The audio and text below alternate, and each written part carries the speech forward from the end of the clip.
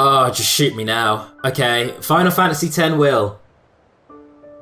Now, I am all for supporting the creative decisions of the people who make the art that I take in and enjoy for myself.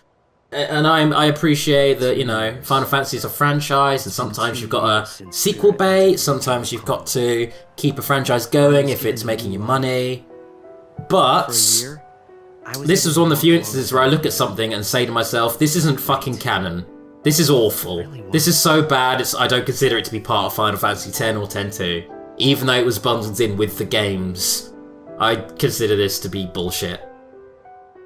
This is an audio drama that was released in Japan, after the games of course, and it has been redubbed into English and packaged with 10 and 10-2 for God knows what reason, because it sucks. It's really bad.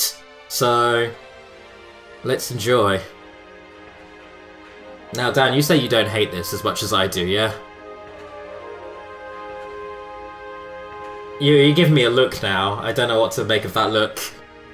I'm sorry, I'm going in, like, double-barreled negativity, but it's the only response I can have to this. This thing has 100 dislikes, pretty much 100 dislikes on YouTube. That's bad for a professional thing that only has 400 likes. 1 out of 5 people hate this. It's 415 likes. Yeah, but it's not 400 likes. People like everything. That's 15 more people than 400. Oh, shut up. Well, it doesn't really matter to me. It has no bearing on my life. The real issue for me is the crowd up ahead, and the star shining in the middle of it. Hey, Chuami, not that way. We gotta hurry. Even their names, Kurgam and Chuami. What stupid goddamn names. In this series, though, even by 10 standards, those are stupid names. Okay. What, are you nervous? I like the concept art, at least. The reason for Kurgam's nervousness wasn't Tidus' status as a Blitzball superstar, but because he was one of the legendary Guardians. Alongside High Summoner Yuna, he had literally saved Spira from annihilation. By the by, I too was feeling a little nervous. My reason being that he knew my father. Alright, I'm just gonna try and just enjoy this for what it is. Because the reason I'm so angry is because of what happens later. So I'm just gonna enjoy this for what it is for now. We always root for you. Go get him. Oh, it's so awesome thanks. to meet you. Cheer for me, okay? Hey, can I get your autograph? Oh, okay, You guys knock my it number out. great in that last match. Thank you. Oh, that's so Thank great. you. Can Thank I get you. an autograph too? Shake my hand, man. I've been your fan since forever. Come on, man. Tidus, we're rooting for you! Yep. Yep. It wasn't just his words that were hollow. When I shook his hand, his grip felt weak and lifeless. Okay, well, I gotta get going. I'll see y'all at the stadium. Now that is what you call a star. That I won't deny, but What is it? I think he's injured. Or maybe he's sick or something. Hey, Kurgam, which team is favored to win it all? Probably the Besaid Aurochs. Well, I mean, if I'm controlling them, that's fair. That's a reasonable assumption. Okay, let's find a betting parlor. We might make a fortune. Chuami, is that really... No. Allow me to make formal introductions. This is my childhood friend, Kurgam. If all was right in the world, he'd be a summoner. But things as they are, he currently serves as a council-authorized sender, who ushers souls to the far plane. I actually like that. I like that as an idea. I like that as a bit of world building. Because I said several times during 10.2 that fiends are still a thing, so why isn't sending still a common practice? And there it is addressed. The future may be uncertain, but that I know for sure. This is not some kind of ironic lead-in. But you don't need to send anyone. You could just let them turn into fiends and kill them. Or we let them turn into fiends and they still have that semblance of intelligence as proven by the Fiend Tales. Just reach out to them. Just a minor errand, really. So yeah, so far this, obviously as you can tell, it was episodic, hence why there's weird pauses, but so far this is okay.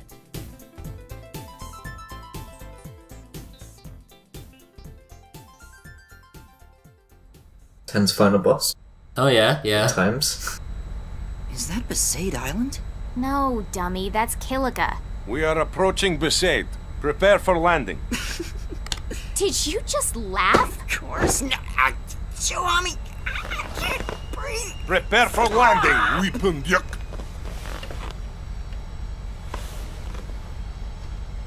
Our objective is to meet the one and only High Summoner Yuna.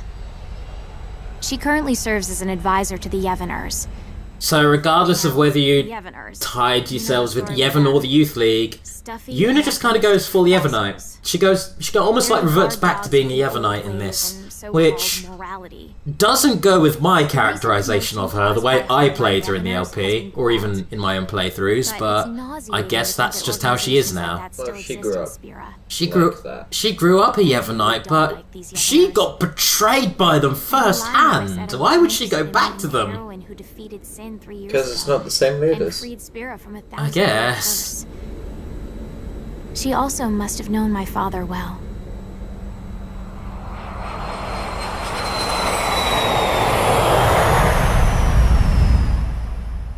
And there you had a little hint at a lot of people's main contention with this whole audio drama, with regards to Chuami's father. So, what business does the council have here? My apologies, Mayor Lulu. But my instructions are to speak to Lady Yuna in person. Oh yeah? Well then I guess we should let you see her. Not. So Walker and Lulu are kind of like her bodyguards. We're here to spare Yuna any unnecessary headaches. Now state your business. But... Well, I guess you got a job to do too. Not sure who's looking after Vidina, but maybe they found a babysitter. We'll all share the pain, eh? What pain is there for you, I thought. But I said nothing because the big-breasted mayor and the oafish caretaker were also legendary guardians. They knew my father too, so it wouldn't have been wise to start trouble right away. So there is a thing. This audio drama really seems to fascinate over Lulu's breasts, which the main games, although they designed her to have large boobs, never really addressed them. It never talked about them. To have them suddenly talked about, like quite frequently in this, is really jarring and slightly uncomfortable.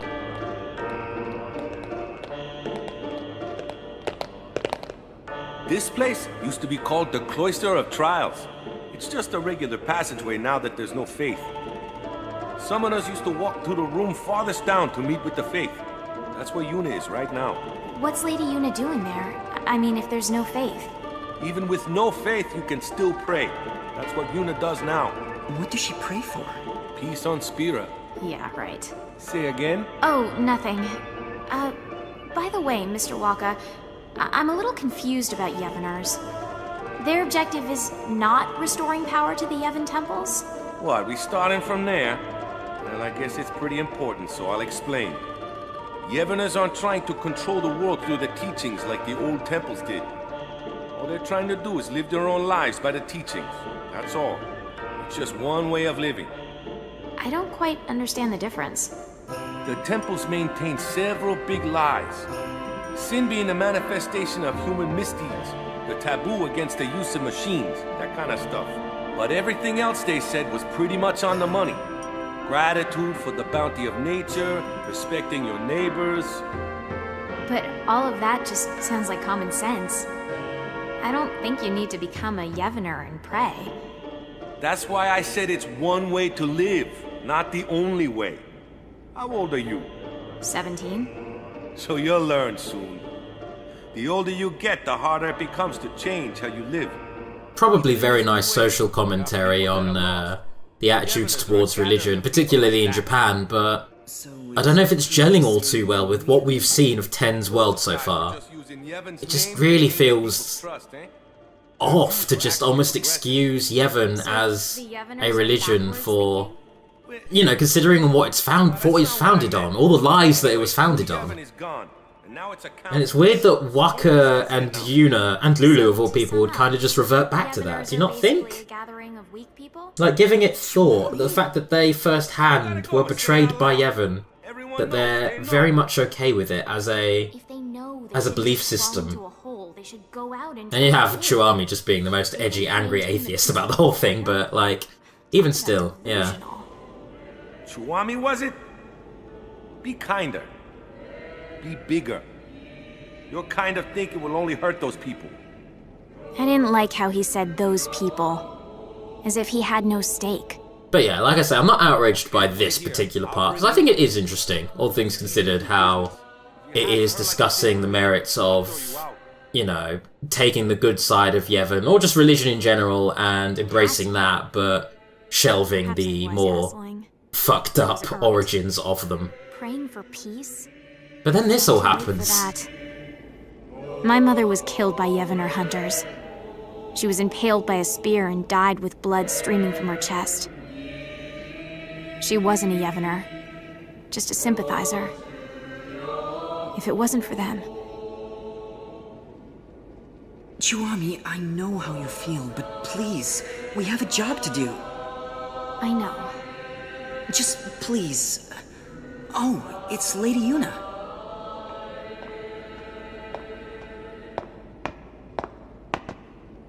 Hello, and welcome to Besaid, home of the Yevoners. I am the priestess Yuna. So Yuna is now a priestess. Okay, fair enough. I have long wanted to meet you, and I have something for you from Chancellor Baralai, and... I see. Then please leave the package, and be on your way. Hold on there. Did you just hear what he said? He said he's waited a long time to meet you. Ever since he awakened, he's been waiting for this day to... No, it's fine. You must be very busy. Kurgum, stay out of this. But Lady Yuna said she's busy. Busy? Too busy to eat? Too busy to sleep? Too busy to talk just a few moments to guess who came all the way from Bavel? I apologize. I had to interrupt my prayer, so I'm feeling a bit anxious. I think Spira is peaceful enough without your prayers. Sure, there's trouble here and there, but the council takes care of most of them. I suppose so. Huh? Hey, we don't need that kind of talk. You brought something, then let's see it. Yes, here it is. I would be more receptive to this if it happened after 10. If it were a sequel to 10, and not 10-2, I'd probably be more receptive. But Yuna has seen firsthand how sour things can go when you just tie yourself to one of the major factions or one of the major belief systems, which is kind of what she's done now. Waiting together lovingly, tangling their long noses. And then we have a whole tangent about shoe puffs, because why not? Cool. 2 shoe puffs? One morning, there was another one. Well, where'd it come from? The Moonflow shoe puff is supposed to be the last one? 30 years ago, there was a shoe puff couple, but the female was attacked and killed by Sin. There are elderly folk who claim that it is that shoe puff. The beckoning. Yeah. And then we introduce something called the Beckoning, which is basically summoning. Just summoning life, instead of Aeons. I don't know the reason, but Chancellor Baralai insisted that Lady Yuna see this, then come to Bavel to discuss it. Kurgum, you're a sender, right? Yes. Then you can do it too. This shoe puff is merely an illusion. If you send it, it will cease to be. That's not the only problem. The Moonflow is overflowing again. Well, should have done what you said before, nuke the Moonflow. Clearly that's the only way. The only way to get over all of the problems, nuke the Moonflow. On top of finding out who brought back the shoe puff. I'm pretty sure the council thinks it's the Yevoners. So it's best if Lady Yuna goes to see them personally. Her voice carries weight with many. Baralai just wants Yuna to bail him out. Appease the council yourself, why don't you? Waka. Yuna was supposed to be spared from politics. That's why she shouldn't... She shouldn't... I'm so sorry. I can't go. But that will get you two in trouble, right? So let's do this. I'll create a letter sphere for the council, and you can take... I saw Titus in Bavel. Your boyfriend, right? Yes. Did he look well? He was hiding it, but he looked injured. Really? Waka, did you know? Nope. Just throw a couple of Kurigas at him, he'll be fine. Chiwami. I see. Yeah. Okay. Yuna, let's go talk to Lou. All right. Alright, thoughts so far then, Dan? Really interesting. See, it has a few interesting ideas.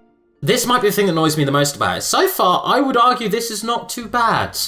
It's fine so far. If it kind of carried on this tangent of just where are they now and looking at the characters and their day-to-days, I'd be okay with this. After leaving the temple, It's shit that happens later. Again, I'm sorry to keep building up so close to the end of this LP, but shit that happens later.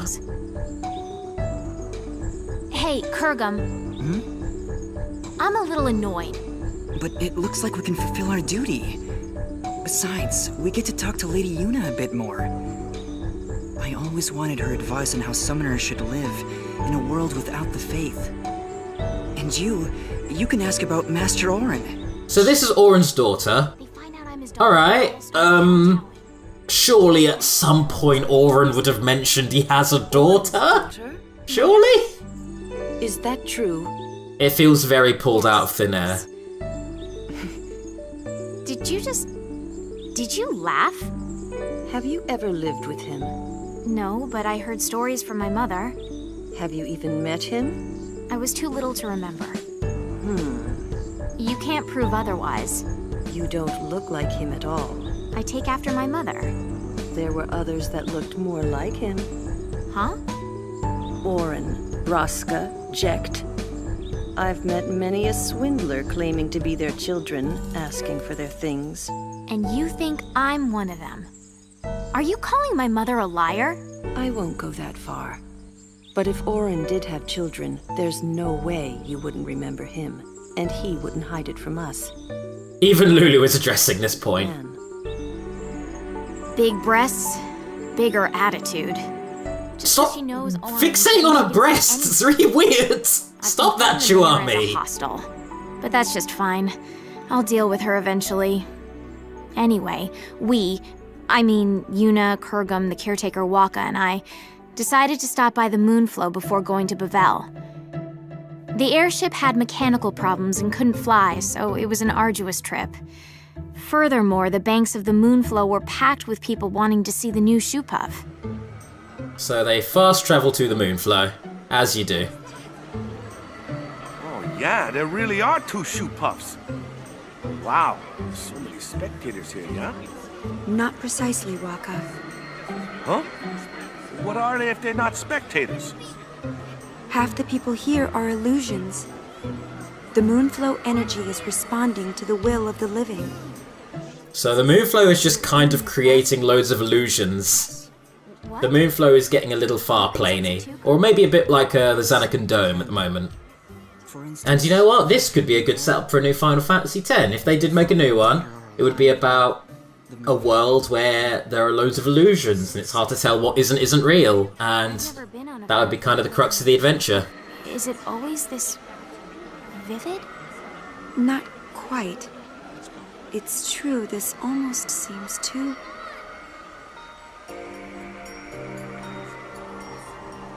Come on, Melo. We have to get home before night falls. Okay. Mommy? You're coming with us, right? She can't do that, sweetheart. But why? She's here. She came to see us. Come on, Melo. We can come visit her again another time. No!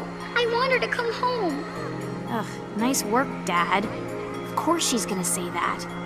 It's hard enough to say goodbye once to a dead parent, but twice?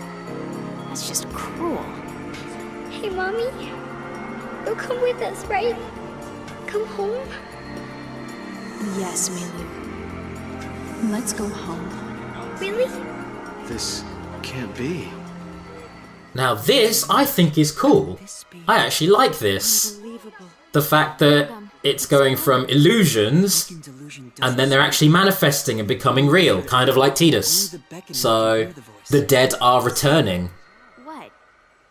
And that could be an interesting setup for a big shake-up of Spira, for a third game, a potential third game. Hey, Kurgum, what are you doing? You're gonna dance? Souls must be sent. And then there's that whole dichotomy of, oh, we can't get rid of them, they're our loved ones. It's almost a little zombie-ish. And this is cool. I like this. I don't mind this. This has potential. You can do something with this. So you can do something about it? Even if that were so, now is not the time. No one has the right to violate this reunion. Not me, not the Council. Forget about rights. Look how happy they are. You two start sending everyone here, there'll be a riot. I don't want to be collateral damage. They just sprinkle a little sending over this whole situation. This will be fine. What could possibly go wrong? Kurgum, please. Hello, Uncle Boris. Nice to see you. Nice to see your artwork. You are my favorite spider friend.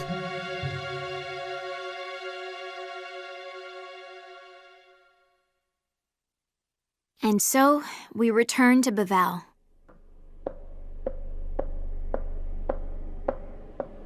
Chuami, your shoe. Huh.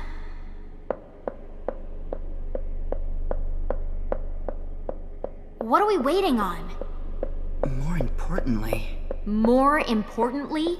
Is there anything more important than my question? I don't think so. When I stopped the sending, Lady Yuna looked relieved, right? I guess. I thought Lady Yuna was a righteous person. Excessive hero worship. You expect too much. Maybe... you're right.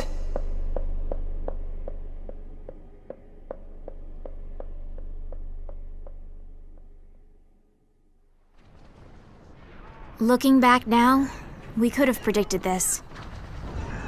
What we saw that day at the Moonflow wasn't just an omen. It was a clear sign of the return. The return of what is now right before my eyes. Fuck off! Yeah, Fuck off, though! That means Seymour's back, because Yeah. he fused with Sin. Yeah, but the fuck off! That was that's so fucking cheap! And that just undoes the whole fucking crux of the first game! Like, I would have been alright if Seymour came back as a big fuck-off monster. That would have been alright, I guess, because, like, he wants to come back from the dead, and he does, and he fucking goes on another murder rampage. But Sin? Really? Or Sin's Tidus, and you brought back Shuyin, but with Tidus's memories. I don't... What, like, Shuyin and Tidus are back, and Seymour's there also? Like... This is so weak and so dumb, and I hate it. It's awful. And yet it gets worse from here. It gets really bad. Now, you've justified it a little bit to me, but I kind of can't stand this whole next scene. This next scene really, really upsets me, and makes me feel like the hours I put into the game were for naught. Absolute naught. Chuami. Here it is. What are we waiting on now? Chuami? Chuami, that room is... Shh. Chuami, it's not polite to eavesdrop. Don't tell me you're not curious about what the High Summoner and the Superstar are talking about. Okay, Yuna and Tidus having a talk. You have that girl, so... You know, I went through all that effort to get 100%. Cherish me and I'll cherish you. My whole impetus for this whole series was the romance between Tidus and Yuna. You know, all that shit. Something's wrong. You know. I didn't think this would... I'm sorry. Well, as long as you're aware of it. No, that's not what I mean. I'm sorry, but I'm no longer looking at you. What? I think I'm in love with someone else. It's so weak. Ooh. someone you don't know. Let me meet him then. I'm sorry. Kurgum, this is unreal. Unreal. The world is about to end and she's having a spat. Hitting things. I'm just hitting things now. It makes sense. It does not make any fucking sense. It does. It absolutely does. Why would Kurgum be in love with her? He's just fucking met her. He's just fucking met her. I'm sorry. Say Like, since when is that? What? Even Shuami's like, what the fuck's happening? If it's not like What was the point of the 2 games that I just played through? This is so bad, and it doesn't even end conclusively. It ends on a cliffhanger to a 3rd game that is never going to happen. There it is. This is awful. I'm sorry. Whatever. These are all plot threads that are opened up and never explored. This is all maybes and could-bes and probablys, and there's no conclusion to it. And I hate it. Ugh. So I left the summoners and came back to Besaid. I was a little frazzled and not thinking straight, but I probably came here to drag out the people who defeated Sin once. Determined though he may be, it was too big a task for Kurgum. And that was it. So you just came crawling back here? That's a laugh. So who do you think this guy is Yuna loves? Figure it out yourself. But she said it was someone I don't know. What? Look for her. Find her. Embrace her. But that's... You're really pathetic. I thought you knew Yuna better than that. I thought I did. Thought you did. I hate to interrupt, but Sin? Those 2 knew it was hopeless, but... Who said it was hopeless? What? I mean, Sin came back, right? What's to stop anything else from coming back? Does that mean... I didn't quite understand, so I looked at Titus. With furrowed brows, he looked intently at the mayor, then suddenly opened his eyes wide. So I think that's them sussing out it. The Seymour's behind this, obviously. This is a Seymour thing. You Yevon? Maybe you Yevon. Maybe both. Maybe all the baddies we fought have just teamed up and they're back. And this is kind of the crux of it. It's a bunch of really radical ideas that kind of undermine everything previously. That if handled tactfully, could have been plot points in a potential 10-3, but they've now just made such a mess of everything and then don't resolve the mess. I wonder where they are now. Wherever they are, we have to get there. Even though she dumped you? I made a promise that we'd always be together. Really? The mushy stuff now, I thought? But as I saw the pain in his face, I could say nothing. That look on Titus's face there, that's how I'm feeling right now, listening to this. Sadness. Just incredible sadness. Oh, are you happy? Are you happy, commenters? You got what you wanted. You heard me getting angry at this bollocks.